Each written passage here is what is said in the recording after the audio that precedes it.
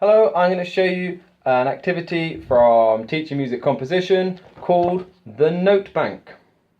This is a notational exercise as much as a composition exercise. So it's not going to be teaching children a huge amount about expressing themselves through music or telling a story with the notes, but it is going to show them that it is possible for them to draw a stave and write notes on it and create a piece of music. For the purpose of this video, I'm going to be playing the trumpet, and I want you to imagine that we've got a class of children who've all been learning the trumpet together, and they only know 3 notes, C, D and E. It works with most instruments. It doesn't work so well with percussion, but it would work with recorder, it would work with glockenspiel, it would work with saxophone, whatever the children have been learning. And to start with, we do a quick little recap of the stave. So we say, how many lines have we got? Hopefully someone says 5, and we draw the 5 lines. Nice and big on the board. And then I say, what goes at the beginning? And they say a treble clef. And if we're done time signatures, we talk about maybe having 4/4.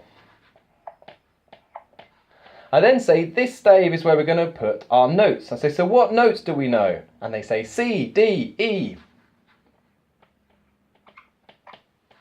And I say, okay, and how long can those notes be? And they talk maybe they know crotchet and minim. That's all they know so far.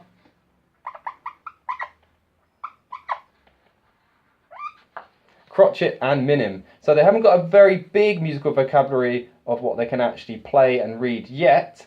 But that doesn't matter. So we've got our note bank at the top. We've got C, D and E, we've got crotchet and we've got minim. And then what you do is you go around the room and you go one child at a time. And the first child has to say a pitch. The second child has to say a duration. And the third child has to come and write it on the board. So let's say child A says C, child B says crotchet, and child C has to come up and draw a crotchet C. Now, assuming it's right, you move on. If it's not right, you might ask them, are you sure? Or you might get the class, you might say to the class, does that look right? And you can decide and you can help them to learn. If they've done it wrong, they can then work it out and correct themselves. You then go around to the next child. This is the 4th child now, and then they have to say a pitch. The 5th child has to say a duration, and so on, and you write it up. So we might have a D, which is a minim. Now, at this point, because we're using the time signature of 4 beats in a bar, I would say to them, now be careful what you pick, because remember, we've only got allowed 4 beats in the bar, so they actually are limited on the next one. They can't pick a minim. So let's imagine that we've gone round, and you keep going until every child has done something. And it might look like this.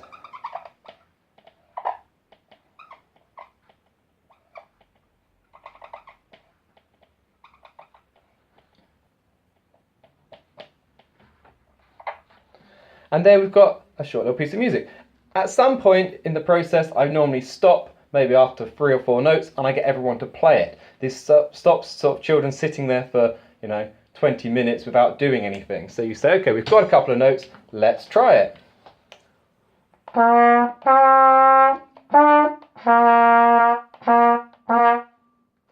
And it sounds pretty good. Obviously, it might sound completely different. Even if you don't think it sounds good, you still tell them, it sounds amazing, because the confidence that they'll get from that is so important. And you keep going until you've got a big piece. You could go around the class twice. If you've got a smaller group, you go around a few times until you've got a piece of music. And you play it through, and then you add things. So you say, okay, at the end we need a double bar. You might say, how loud do we want it? You can use it to talk about dynamics. You can talk about tempo. You can talk about expression, articulation. You can build more and more of these things in, as much or as little as is appropriate for the class that you are teaching. The final thing you need to do when you've got your piece, let's say we've done this, is give it a title. And this is where I get them to listen to the music and think of a title that sort of fits. So it sounds like this. And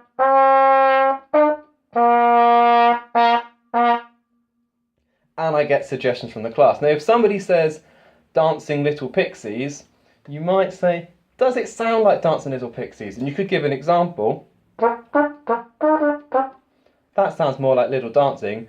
But someone else might say, I don't know, The Arrival of the Queen. And you go, it does sound like The Arrival of the Queen.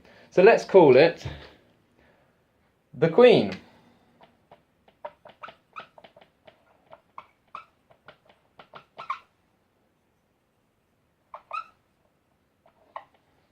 And there we've got it. We've got our piece of music. It's called The Queen. We've talked about articulation. We've talked about dynamics. They've written a piece of music. The children will be very proud. And often I'll do a performance. We might record it onto the school camera and put it, show it to their teacher later on if it's not their class teacher who's done it with them. All sorts of things you can do. But most importantly, it's about building their confidence and creating a piece of music that they can be proud of. Sometimes you can go back and refine it. You can have an editing stage. You might save that for a future lesson and say any improvements you want to make. It's entirely up to you.